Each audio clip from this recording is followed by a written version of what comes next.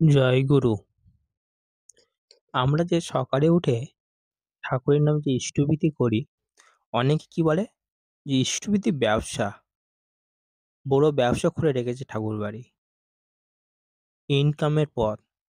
সেই সম্পর্কে পরম পূজ্যপাদ শ্রী শ্রী আচার্যদেব বলছেন, আমার ঠাকুরের ইষ্টভীতি যদি ব্যবসা হয়, তাহলে তুমিও ব্যবসায় নামো।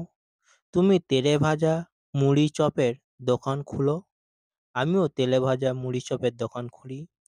তাতে তোমারও বিক্রি হবে, আমারও বিক্রি হবে। যদি ইষ্টভীতির ব্যবসা হয়, তাহলে তোমার নামে ইষ্টভীতির দোকান খোলো। দেখি তোমার বউ, তোমার শ্বশুর শাশুড়ি, শালা শাড়ি তোমার নামে ইষ্টভীতি করে কিনা। আমার ঠাকুরকে রোজ কোটি কোটি মানুষ ইষ্টভীতি দেয়। দেখি তোমার নামে কেউ ইষ্টভীতি করে কিনা। যদি না করে, তাহলে আমার ঠাকুরের ইষ্টভীতি মোটেও ব্যবসা নয়, ফাজলামো করার জায়গা পাও না।